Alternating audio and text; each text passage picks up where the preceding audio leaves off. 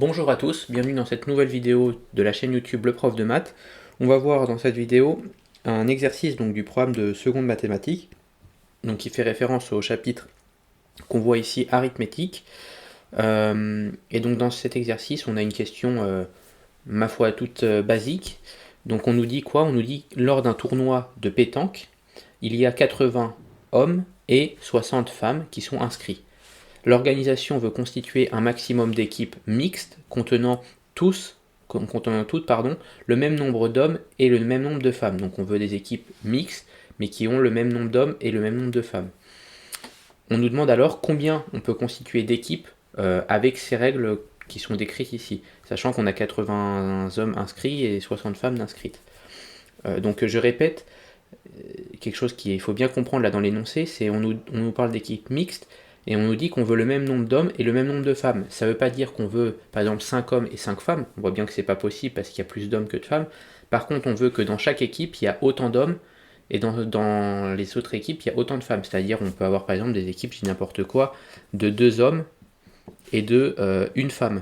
Par contre, on ne peut pas avoir une équipe de 2 hommes, une femme, une autre équipe de 3 hommes et 2 femmes, etc. Vous voyez, il faut vraiment à chaque fois que toutes les équipes aient le même nombre d'hommes et le même nombre de femmes. Ça ne veut pas dire qu'on doit avoir des équipes qui ont 2 hommes et 2 femmes. C'est différent. Parce que, je répète, on a plus d'hommes que de femmes. Donc ça, c'est bien à comprendre si on veut le même nombre d'hommes par équipe et le même nombre de femmes par équipe. Après, le nombre d'hommes ou de femmes dans chaque équipe, il peut être différent. Donc voilà, juste petite précision avant que je vous propose de faire pause maintenant sur la vidéo, d'essayer de résoudre l'exercice comme d'habitude par vous-même, et ensuite on va se retrouver pour la correction. Donc, je voulais juste vous préciser ça avant pour pas que vous partiez sur des mauvais chemins. Donc voilà, n'hésitez pas à faire pause, donc à essayer, et on se retrouve juste après pour la correction. A tout de suite. Donc correction de l'exercice. Donc on est sur un chapitre d'arithmétique, et moi j'ai voulu vous montrer cet exercice parce qu'il fait référence à une notion qu'on n'a pas encore vue, si je m'abuse, sur la chaîne YouTube, qui est la notion de diviseur. Donc en fait, cet exercice, on va le résoudre grâce à cette notion, la notion de diviseur. Et grâce au diviseur, on va pouvoir déterminer le nombre d'équipes qui peuvent être constituées et qui respectent la règle de mixité et de même nombre d'hommes et même nombre de femmes par équipe. Donc, qu'est-ce qu'il faut faire dans ces circonstances-là? On a 2 informations. On a l'information qu'on a 80 hommes et on a l'information qu'on a 60 femmes. Donc ce qu'on va faire, c'est qu'on va essayer de déterminer tous les diviseurs du nombre 80. On va également essayer de déterminer tous les diviseurs du nombre 60. Et ensuite, on va regarder les diviseurs du nombre 80, les diviseurs du nombre 60. On va voir lesquels ils ont en commun. Et on va prendre le plus grand diviseur commun. Le plus grand diviseur commun de 80 et de 60, ça va être le nombre d'équipes que l'on va pouvoir créer. Donc vous allez voir, on va détailler ça, vous allez beaucoup mieux comprendre par la suite si vous n'aviez pas compris déjà. Donc on regarde dans un premier temps les diviseurs de 80.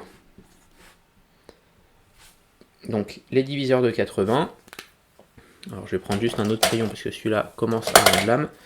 Les diviseurs de 80, on a quoi? On a déjà que 1, c'est un diviseur de 80. Je rappelle, 1 est un diviseur de tout nombre. Parce que 80 divisé par 1, ça fait 1. Ah oui, je rappelle aussi peut-être avant ce que c'est qu'un diviseur. Si j'ai un nombre grand A, si j'ai un nombre grand A et je cherche ses diviseurs, eh bien ça veut simplement dire que tous ces diviseurs, qu'on va appeler par exemple Bn, avec n le nombre de diviseurs, donc ça, il y aura B1, B2, B3, ça veut dire que A divisé, je vais prendre encore un autre crayon, hop, ça veut dire que A divisé par Bn est égal à un nombre entier relatif. Donc un entier relatif, c'est les Z. Bien sûr, ce nombre est différent de 0. Sauf si A égale à 0. Donc non, je vais pas mettre différent de 0. Donc, je répète, les diviseurs de A, c'est les Bn. C'est les Bn, tels que A divisé par Bn est un nombre entier relatif. Je rappelle, les entiers relatifs, c'est -2, -1, 0, 1, 2, etc. Et etc. aussi avant. Donc dès que votre nombre quand on le divise par un autre qui est un diviseur, sa valeur est un entier-relatif, bah c'est bien que Bn est un diviseur. Donc si je reprends à cet exemple-là, si je divise 80, donc qui est mon A, par 1, qui est un des diviseurs de 80, j'obtiens 80, 80 qui est un nombre entier-relatif. Pareil avec 2, si je divise 80 par 2, 80 donc c'est mon nombre d'où je cherche les diviseurs, que je le divise par 2, ça va me donner 80 divisé par 2, 40. 40 c'est toujours un entier relatif, donc 2 est aussi un diviseur de 80. On va essayer avec 3. Justement, 3 c'en est pas un, mais je vais vous montrer pourquoi. Je vais mettre point d'interrogation. 3 parce que si on divise 80 par 3, 80 par 3 ça va nous donner quelque chose à peu près dans les... si je dis pas de bêtises... Attendez, je vais le taper à la calculatrice. 2 petites secondes. Hop. Pour vous donner la valeur exacte. Donc 80 divisé par 3. Hop, je vous le montre ici. Ça nous fait quelque chose comme 26,667. C'est un nombre décimal, donc avec des virgules. Étant donné que c'est un nombre décimal, c'est pas un entier relatif. Donc 80 divisé par 3 ne donne pas un entier relatif, donc 3 n'est pas un diviseur de 80.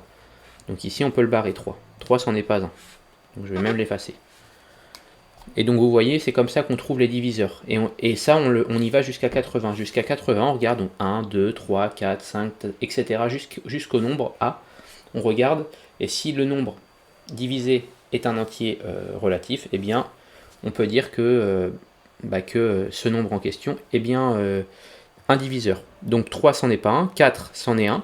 Parce que 80 divisé par 4, ça fait 20, qui est un entier relatif. Et donc je vais aller plus vite. 5, c'en est un aussi. Je peux vous dire que 8 c'en est 1, 10 c'en est 1 évidemment, 80 divisé par 10 ça fait 8, 16 c'en est 1, on a aussi 20 qui va en être 1, et on a 40.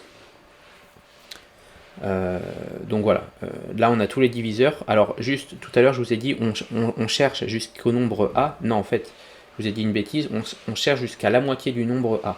Ici on s'arrête à 40 parce qu'après tous les nombres au-dessus de 40 ne seront pas diviseurs. Forcément, on a le nombre 80, 80 divisé par 80, ça fait 1. Donc forcément, le nombre A en question, A est un diviseur de ce même nombre. Mais bon, ici, ça ne nous intéresse pas.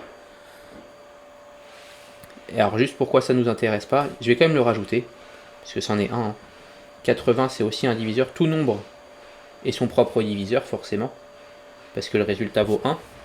Mais pourquoi je ne voulais pas le rajouter? Parce qu'en fait, ce qu'on va regarder, c'est le diviseur commun entre 80 et 60. Sauf que 60, son diviseur maximum, son diviseur le plus grand, ça sera 60. Donc forcément, 80 ne nous intéressera pas. Voilà pourquoi je ne voyais pas l'utilité de le mettre. Mais je le mets quand même parce que c'est tous les diviseurs. On a voulu regarder tous les diviseurs de 80. Donc ensuite, on va regarder... Décidément, j'ai des problèmes avec mes crayons verts. Hop.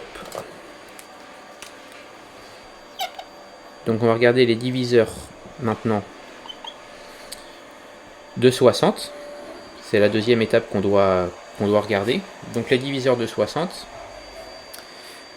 On a quoi? On a forcément 1. Je rappelle, 1 est un diviseur de tout nombre. 60 divisé par 1, ça fait toujours 60. On a quoi d'autre? On a 2. Parce que 2, 60 divisé par 2, ça fait 30. C'est toujours un entier relatif. On a quoi d'autre? On a 3. Je vais changer de couleur parce que là, mon vert, à moins que celui-là va peut-être marcher. Non, celui-là non plus. Ah, celui-là il va marcher. Donc on a 3 aussi qui est un diviseur de 60 parce que 60 divisé par 3 ça fait 20. On a quoi d'autre? On a 4. 4 qui est aussi un diviseur de 60. 15 en l'occurrence, 60 divisé par 4 ça fait 15. On a 5 qui est aussi un diviseur de 60. On a 6. On a 10. 60 divisé par 10 ça fait 6. Donc c'est un entier relatif toujours. On a 12. On a 15. On a 30. Souvent la moitié d'un nombre c'est son diviseur quand le nombre est pair. En l'occurrence ici 30 parce que 60 divisé par 30 ça fait 2. Et on a le dernier qui est le même nombre, 60. 60 divisé par 60 ça fait 1, c'est bien un entier relatif. Et donc ici on a listé finalement les diviseurs de chacun des nombres, donc 80 et 60. 80 pour les hommes, 60 pour les femmes. Et là, qu'est-ce qui va pourquoi ça va nous aider, pardon, à répondre à la question? C'est parce qu'en fait, le plus grand diviseur commun entre les deux, ça va être la partie la plus importante qu'on va pouvoir diviser pour avoir le même nombre de personnes dans chaque équipe. Je m'explique. Ici, on voit donc les diviseurs. La 10, on l'a en commun. Est-ce qu'ils en ont un plus grand? 16, lui, il l'a pas. 12, lui, il l'a pas. 20, non. 15, 40, 30, 60, non. Donc en fait, là, on voit quoi?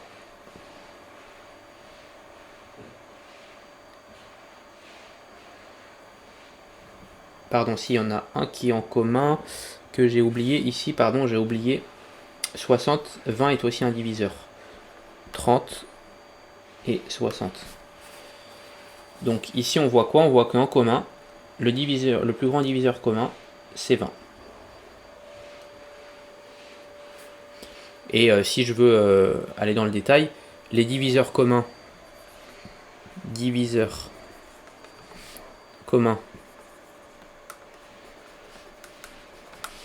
entre 60 et 80, on va les lister. On a 1 forcément, on a 2, on a 4, on a 5, on a 10 et on a 20. Ça, c'est tous les diviseurs qui sont communs à 80 et à 60. Et en fait, qu'est-ce que ça veut dire ça? Ça veut dire qu'on peut au maximum faire donc 20 équipes qui sont composées à chaque fois de 4 hommes et 3 femmes. Je vais expliquer pourquoi 4 hommes et 3 femmes. Mais donc, le plus grand nombre d'équipes qu'on peut constituer avec 80 hommes et 60 femmes en ayant la même parité, enfin, non, pas la même parité, en ayant la même proportion d'hommes dans chaque équipe et la même proportion de femmes dans chaque équipe, c'est 20. Mais on peut aussi imaginer faire 10 équipes, 5 équipes, 4 équipes, 2 équipes ou une équipe. Alors on aurait pu faire une équipe de 80 hommes et 60 femmes. On aurait pu faire 2 équipes de 40 hommes et 30 femmes. On aurait 40 hommes dans l'équipe A, 40 hommes dans l'équipe B, 30 femmes dans l'équipe A et 30 femmes dans l'équipe B. En fait, ça vous donne le nombre d'équipes possibles en respectant la condition autant d'hommes dans chaque équipe et autant de femmes dans chaque équipe. Donc je vais juste revenir à l'essentiel. Nous, qu'est-ce qu'on nous demande dans cet exercice? On nous demande, l'organisation veut constituer un maximum d'équipes mixtes. Il est important ce mot maximum. Un maximum d'équipes mixtes. On cherche le nombre d'équipes mixtes maximum qui contiennent toutes le même nombre d'hommes et le même nombre de femmes. Et on nous demande combien d'équipes on peut constituer. Donc on veut le nombre d'équipes au maximum. On veut pouvoir créer le maximum d'équipes, si vous voulez. Le plus grand nombre d'équipes. Donc ça va nous être donné par le plus grand diviseur commun, qui est 20. Donc on peut tout de suite répondre que le nombre maximum d'équipes que l'organisation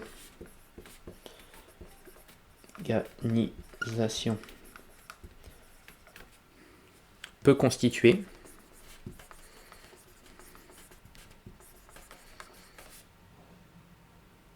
en respectant les règles ci-dessus,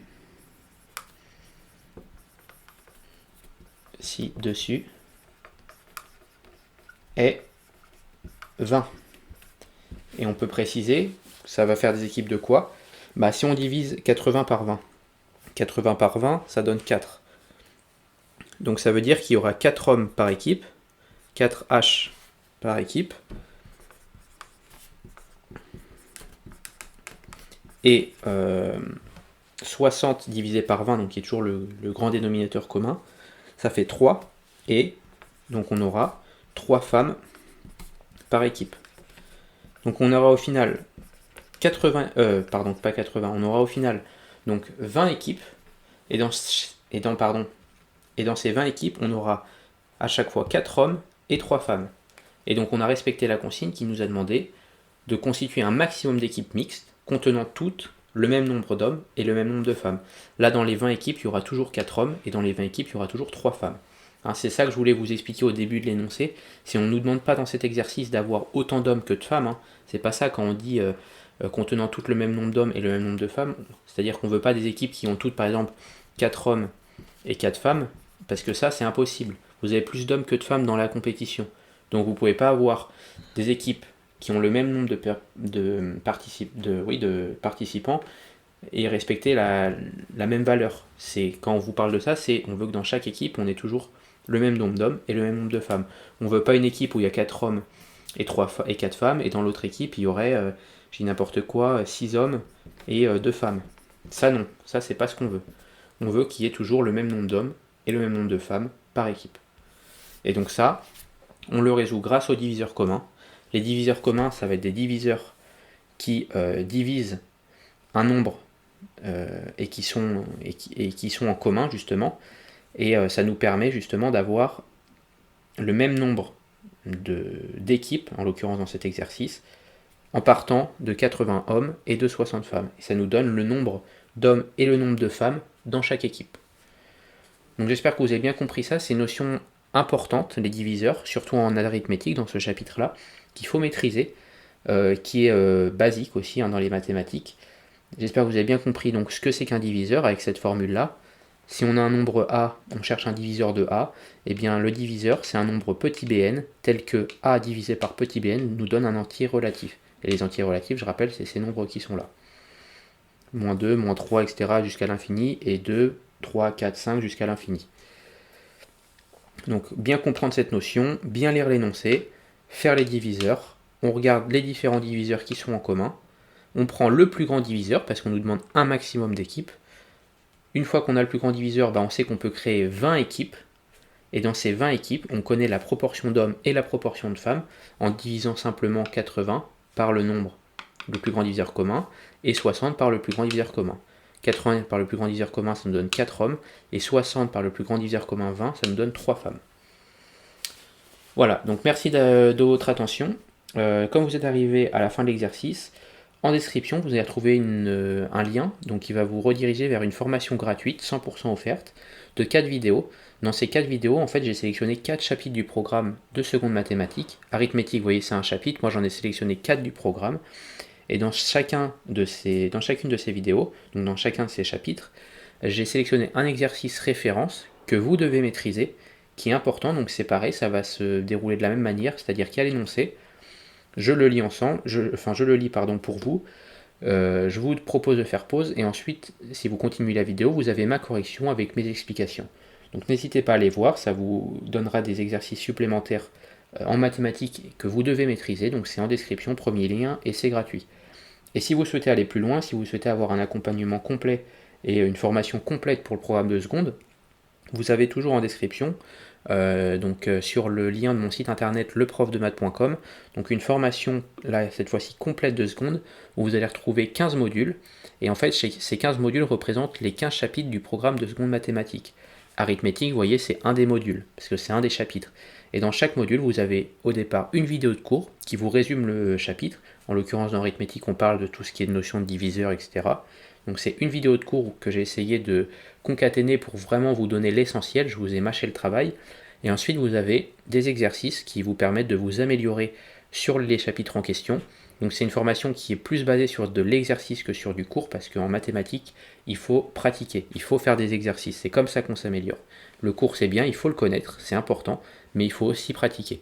Et donc ma formation, elle se concentre davantage sur la pratique, avec donc des exercices de ce type-là que je corrige avec mes explications, etc. Donc si ça vous intéresse, n'hésitez pas à les voir, c'est en description sur mon site internet leprofdemath.com. Je vous remercie, je vous souhaite plein de réussite dans ce merveilleux monde que sont les mathématiques, et on se retrouve bientôt pour une prochaine vidéo. Allez, salut à tous!